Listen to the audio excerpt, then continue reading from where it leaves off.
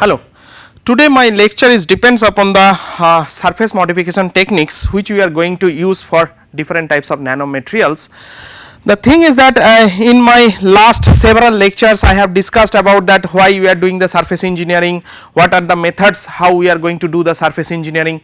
So now today I am going to discuss about the surface engineering of different types of nanomaterials for various applications. Though it is very difficult to cover up the whole modifications or maybe the whole area of the surface modifications of the nanoparticles in a stipulated time, but I will try to finish my lecture within this short period so that I can give a glimpse of different types of nanoparticles modifications to you all. So first, in the introduction part we are going to discuss that what are the nanoparticles. So as I told already, so nowadays we are whatever the materials we are dealing in the environment or maybe whatever the materials we are touching and all these things, these all are into the macro size. But when we are talking to the nano is nothing but the 10 to the power minus 9, right, meter. So when we are talking about the nanoparticles, that should be below 100 nanometers. So that is the particle which will give you the better properties than the macro itself, which will give you the better properties in terms of mechanical properties, thermal properties, chemical properties and thermomechanical properties and all other several properties, electrical properties. So these particles are the simply is that miniatures or maybe the small creatures of that these macro materials or maybe the macro elements. So what is the nanoparticles? In nanotechnology, a particle is defined as a small object that behaves as a whole unit with respect to its transport and properties.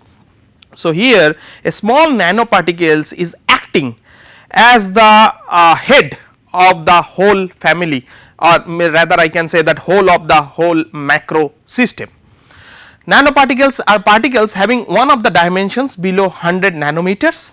So right hand side picture we are going to describe in details in the later subsequent slide, but here I am going to give you a glimpse that what are the nanoparticles or maybe rather what are the types of nanoparticles generally we are doing or maybe we are doing the research in recent days and their applications. So from this particular figure you can understand that there are several applications of that particular nanoparticles. If we are talking about the carbon based nanoparticles, we are having the fullerene, we are having carbon nanotubes, and not only that we also know that there are several types of carbon nanotubes. It is called single wall carbon nanotube, multi wall carbon nanotube, double wall carbon nanotube, depending upon the how much layer or maybe the thickness are inside the tube. Then we are having the 2D dimensions sheet which is known as the graphene, or rather we can call it as a graphene oxide or maybe the reduced graphene oxide. Then we are having that silicon based nanoparticles SiO2, then quantum dots.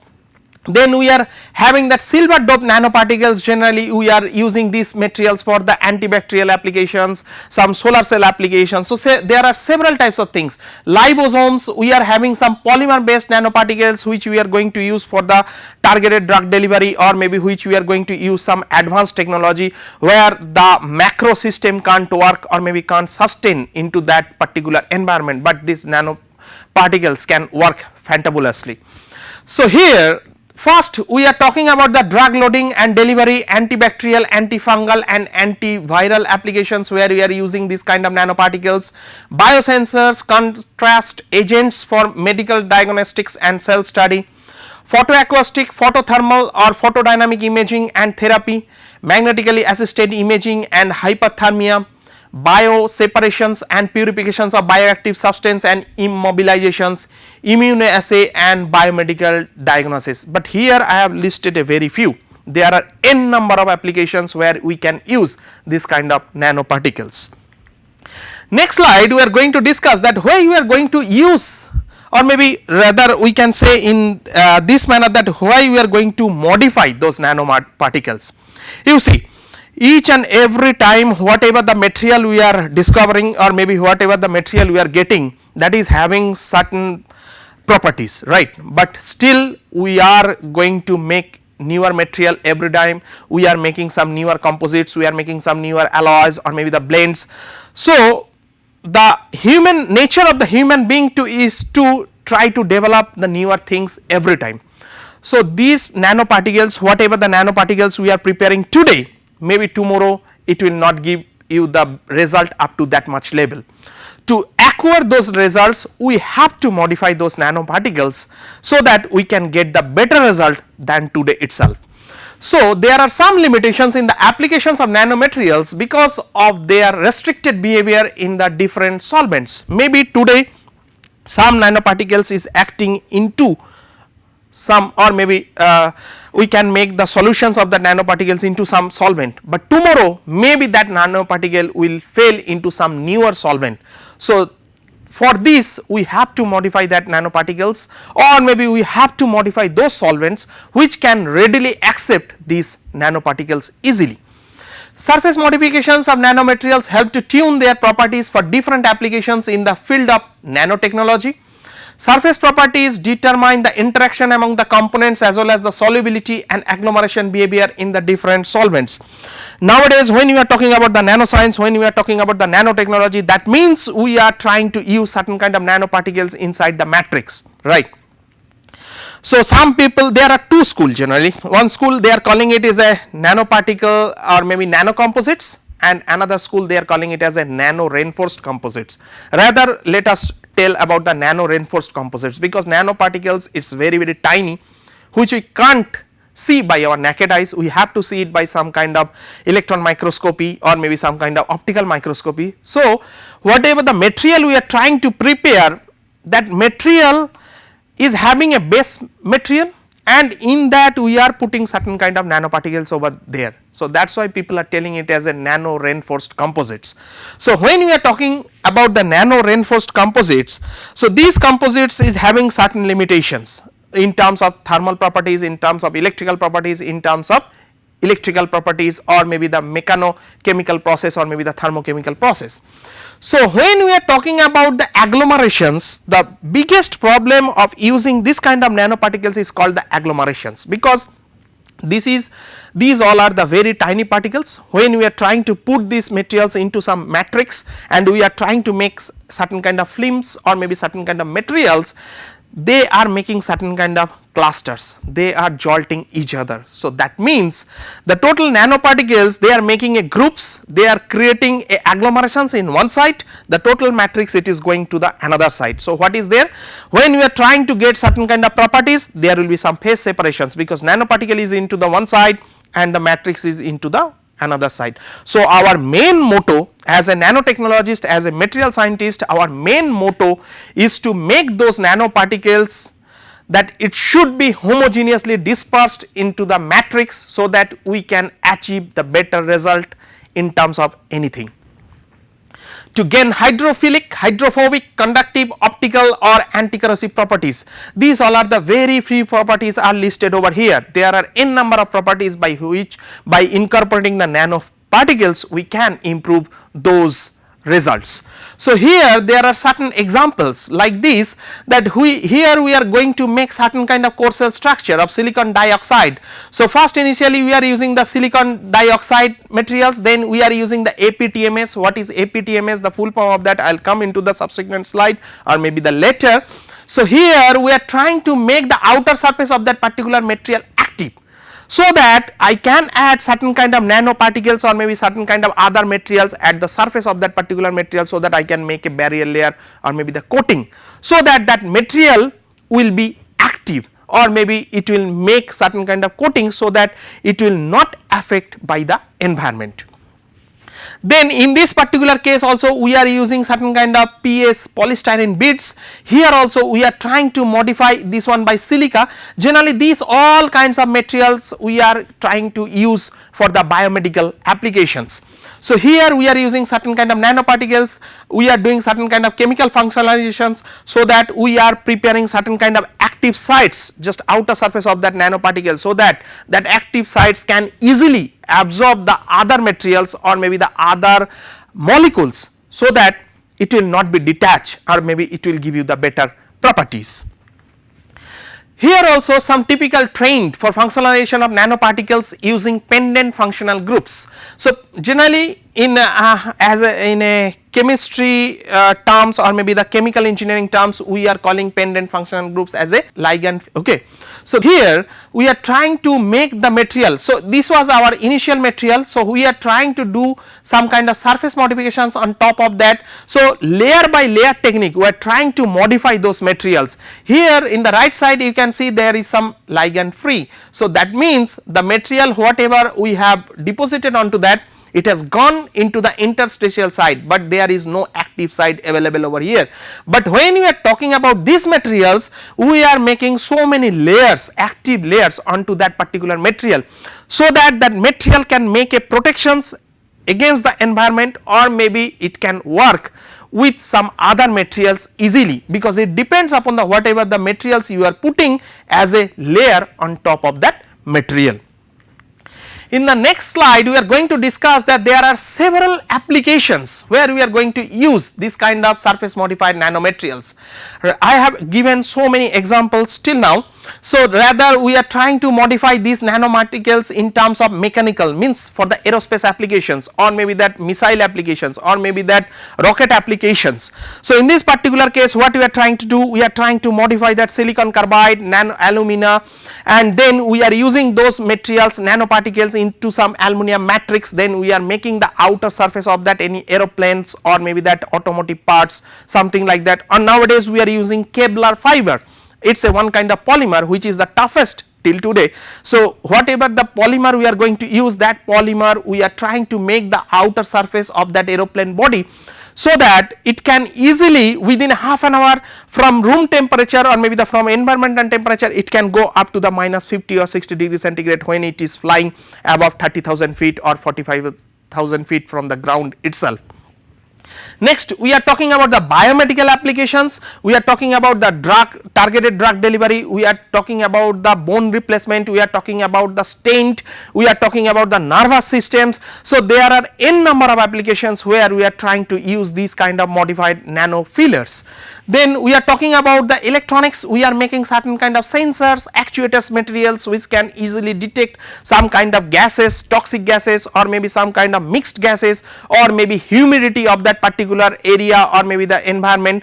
And then we are talking about the opticals. So, these materials can be act as some kind of fluorescent materials which can give you the better optical properties. Then we are talking about the pharmaceuticals like drugs, some kind of biomedical applications. Then we are talking about the thermal properties, that material can work into the higher temperature side, but it will not melt. So, these all are the several applications where we are using this kind of surface modified nanoparticles. Now, I am trying to give you certain kind of examples that where we are going to use this kind of nanoparticles. First one is called the mechanical based applications of modified nanoparticles. So, in this particular figure there are two methods by which we are trying to make the modifications of the nanoparticles. How? First is called the anti-corrosion properties. So, you know that when we are making certain kind of material, our main thinking, or maybe the main motto is that how to save these materials from the environmental attack, from the moisture, from the any kind of oxide formations, or maybe the nitride formations, or maybe the sulfide formations. So, when we are talking about the anti-corrosion materials, means whatever the material I am going to prepare, when I will keep that material into some environment, open environment, it will not react with the environment, it will not react with the moisture, it will not react with the water, it will not react with any other chemical substances, so that its properties will remain same for a longer time.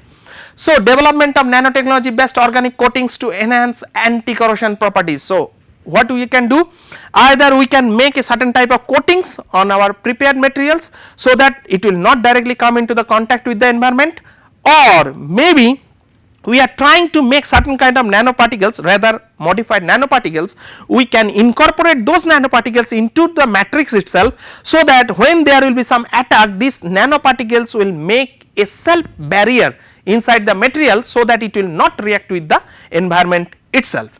So, here generally we are using two types of methods. One is called the nanosilica. First we are putting the AgNO3 silver nitrate over there, then this Ag is going inside the nanosilica particles like some kind of substitutional doping, then we are putting certain kind of protein over there, then they are making a chain. That means that protein is giving a coating onto the silver nitrate. And in the second method, before going to put that silver nitrate into the polymers or maybe the silica, first we are trying to modify this silver nitrate with the protein molecules, then the protein coated AgNEPs we are getting, then this one we are incorporating into the nanosilica. So, there are two methods, but ultimately our result will be same, but it depends upon the expense means what is the costly methods and how easily we can get these materials. Next we are going to make certain kind of material which will be transparent and which will be wear resistant, because in our first couple of lectures we have discussed several times regarding the wear, regarding the abrasions. So, that is the one kind of inspirations that for why we are going to do the surface engineering of that particular nanoparticles. So, when we are talking about these kind of materials, the interface between particles and polymer matrix plays an important role, as a well integrated filler provides better mechanical reinforcement. The thing is that whatever the nanoparticles I am going to put inside the material, if there will be a bonding in between those nanoparticles and the polymer matrix or maybe the metal matrix or maybe the rather any kind of matrix will be good.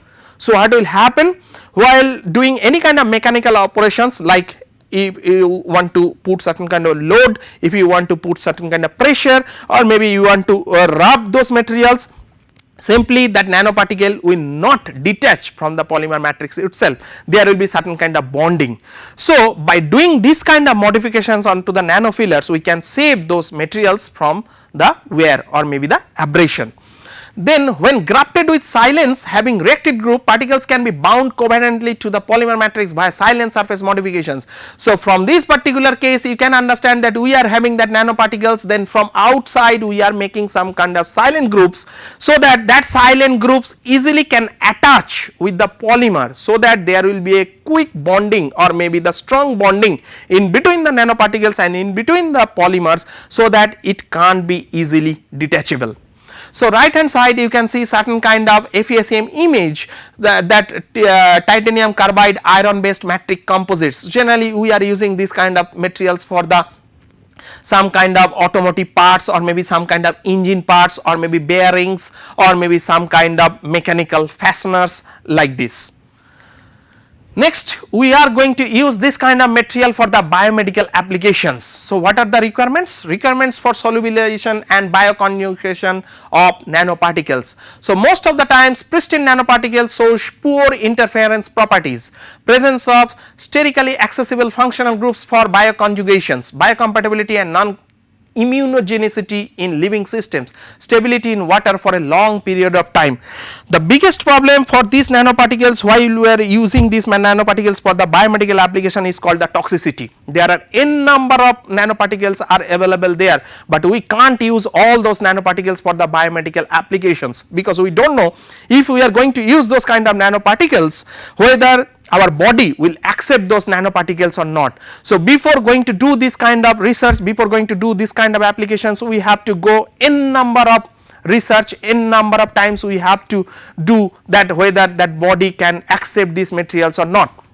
So, here we are using certain kind of quantum dots. So, quantum dots is generally made by certain kind of carbon materials or maybe the carbonaceous materials. So, first we have to taken care in our mind that these quantum dots, well, it is going inside the body, maybe it can create certain kind of toxicity or maybe our body can react with this kind of materials, so that rather to cure ourselves we can put ourselves into some danger.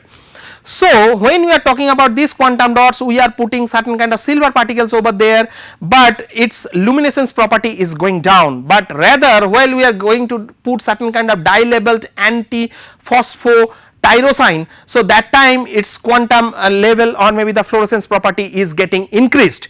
So we can use this kind of materials for the biomedical applications. In that particular figure also we are using some kind of polyethylene glycolated gold nanorod. So here we are using certain kind of amine group, so that now the final material will be CETPGNR, which can easily go inside the human body and it can do any kind of biomedical applications. So here we are trying to give certain kind of examples of surface modified nanofillers or maybe the nanoparticles for biomedical applications. So left hand side we are discussing about the core materials, that what are the materials we are going to use as a base material. So here we are using gold Ag, then cadmium, selenium, quantum dots, iron oxide, nanoparticles. What are the characteristics? Gold can be used for the optical absorption stability, CDAC can be used for the luminescence property, quantum dots can be photostability, and the iron oxide nanoparticles for the magnetic applications. But what are the ligands or maybe the whatever the functional groups we are attaching with them? It is called the thiol disulfide amine.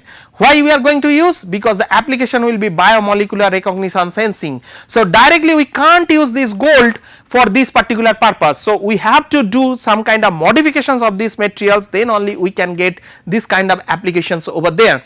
So for CDAC we are using the modification by thiol, then it can be used for the imaging purpose. Quantum dots can be used by sensing purpose, where we are using certain kind of phosphine pyridine. Iron oxide nanoparticles we are putting dial amine for MR imaging, biomolecule purifications. So here also so many examples we are giving regarding the biomedical applications or maybe the mechanochemical applications. So here we are using the gold nanoparticles, then we are putting certain kind of biomacromolecules over there, then we are releasing some kind of metal ions, then again we are using certain kind of soft molecules. The thing is that it is like a recipe. So here suppose I am trying to add 4 to 5 materials, if some materials is not good for, then we have to take out that material and we have to put certain kind of substitute for that material to enhance the properties of that particular nanoparticles. So it is depending upon our requirement, depending upon our choice, we can modify that nanoparticles for several times for the several applications. Next we are going to use this kind of nanoparticles for the optical based applications. What are the purpose? Improvement of optical efficiency, durability of optical based devices, to generate more output energy, electrical power, increase in sensitivity for or optical sensor. Nowadays you can heard about the solar cells, people are using for the dye synthesized solar cells, peroxide solar cells, then people are using for the supercapacitor materials, then flowable supercapacitor materials. So there are n number of applications people are using by people are doing on these kind of semiconductor materials or maybe the solar cells by using this kind of nanoparticles.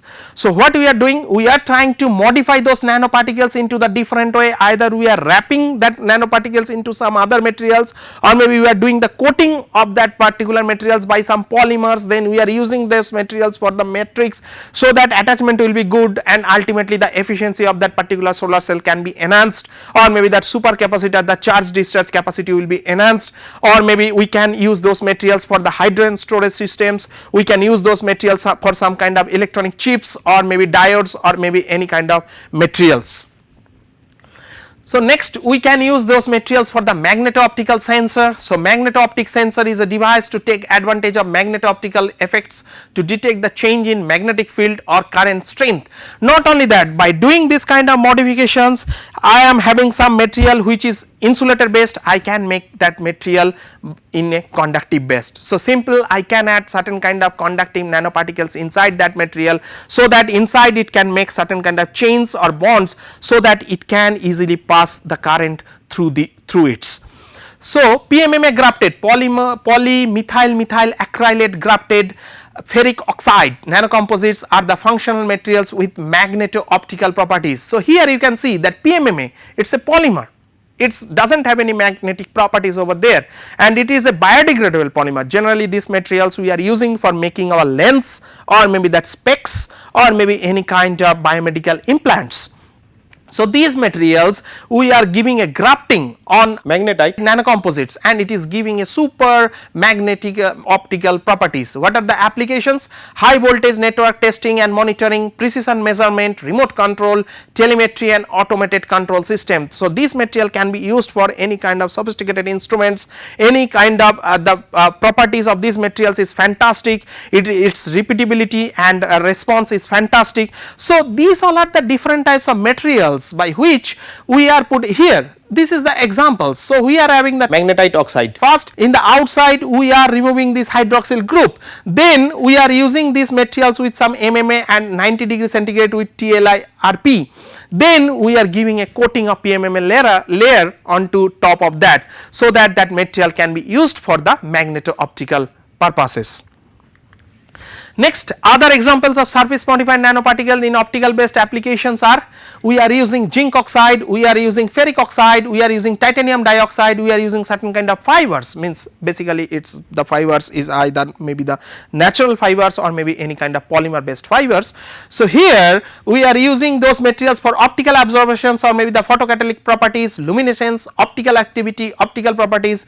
What is the ligands we are going to use? Grafting of PMMA coated with oleate sodium and polyethylene glycol 400 PEG 4000, sorry it is glycol 4000, that is known as the PEG 4000, then PTMS, then APTMS 3 amino propyl trimethoxysilane or maybe 3 mercaptopropyl trimethoxysilane MPTMS. So, these all are the different types of functional groups whatever we are trying to put onto our nanoparticles, and then we are applications is solar cells, then magneto-optical current transducers, solar cells, then fiber optic biosensors. Here I have listed a very few, only the 4, but there are n number of materials, n number of ligands can be available by which you can modify those materials as per your choice, as per your requirements, and you can use those modified nanoparticles for several applications.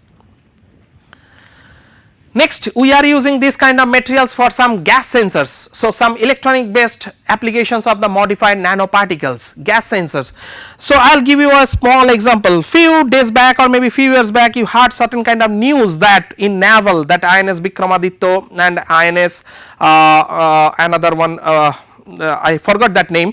So, those has got some attack, some hydrogen attack inside it. So, when the crew went over there, the trapped hydrogen gas over there, so 1 or 2 crew died. So, these all are the different phenomena. So, basically when we are trying to do this kind of sensors, the basically when our submarines is going inside the sea water, there are several types of creatures or maybe the animals who are exhalting the carbon dioxide gas or maybe any kind of toxic gases. So, before reaching over there, if from outside from the safe zone we can detect those gases, trapped gases, then easily we can save our lives, we can save our crews. So, people are trying to use this kind of materials for the gas sensor applications, basically for the toxic gases like carbon dioxide, nitrogen dioxide, N2O nitrous oxide, then mixing of those gases. So, there are n number of gases which we can detect by applying this kind of modified nanoparticles. So, nitrogen and silica modified graphene nanosheets are excellent candidate for metal free sensors for the nitrogen dioxide detections. Other possible applications of the NSI GNS samples in supercapacitor or oxygen reduction reaction catalysts. It does not mean that whatever the nanoparticles we are modifying, the applications is only one. That application are various, that materials can be used for the several applications. We can use those materials for the sensor, we can use for these materials for the energy harvesting applications or maybe the energy storage applications. It depends upon that whether that material is capable enough to give that particular properties or not. Next, we are using some kind of metal oxide semiconductor field effect transistors. Generally for the electronic purpose we are using these MOSFETs. So, as I told already, we are using some kind of APTMS. So, 3 amino propyl trimethoxysilane and 3 mercaptopropyl trimethoxysilane MPTMS. So, these all are the 2 materials by which we can modify our nanoparticles. So, from the right hand side figure you can understand that the green color is giving the unmodified nanoparticles, okay, and then the means metal oxides, nanowire metal oxides, and then right color is giving the modified it by the APTMS, and the blue color it is giving with the modified by MPTMS. So, here we are trying to distinguish that which one is giving you the best results.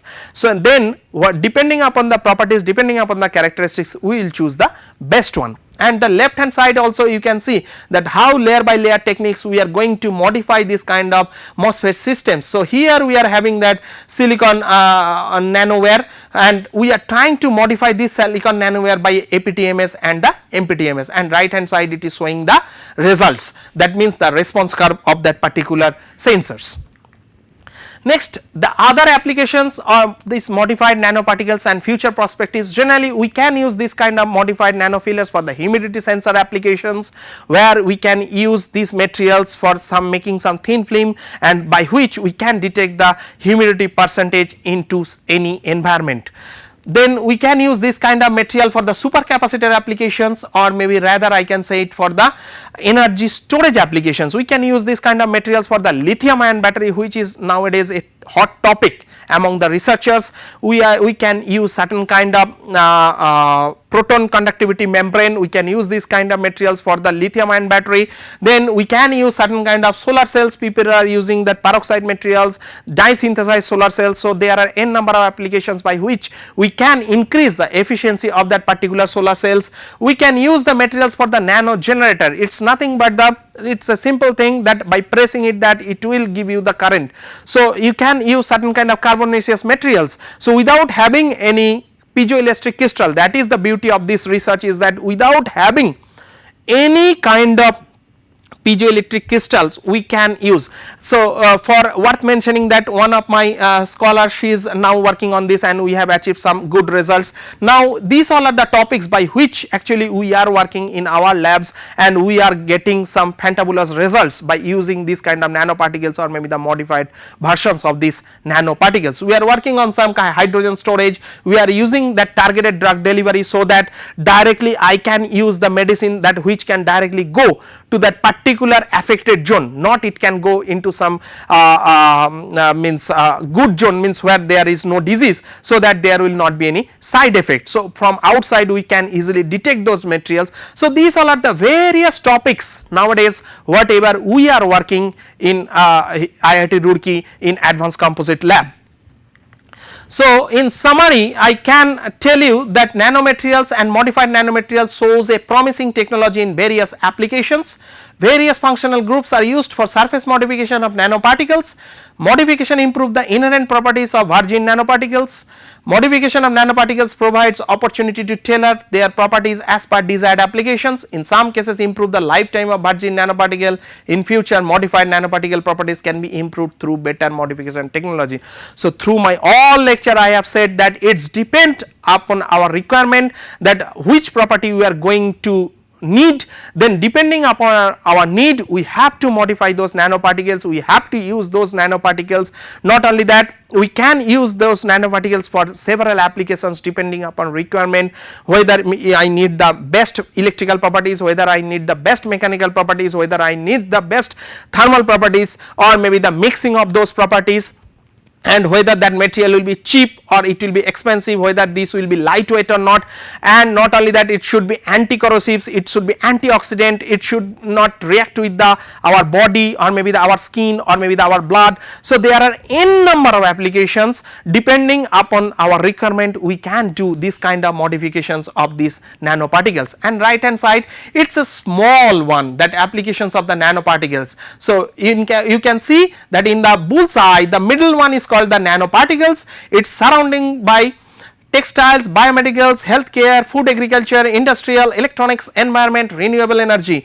Then these all are also divided into several parts like drug delivery, imaging, antibacterial, UV protections, food packaging, then high density data storage. So, from this particular case, a particular chart, you can understand that there are more than 100 applications has been listed over there, but still again I am telling these all applications are very few, because now our research area is expanding, our way of thinking is expanding, we are trying to get newer materials, we are trying to modify our materials, we are trying to make our material more thin and less weight, we are trying to enhance our properties, material properties. So, anywhere we can use this kind of nanoparticles, only that you have to see that whether these nanoparticles can be suited for that particular applications or not.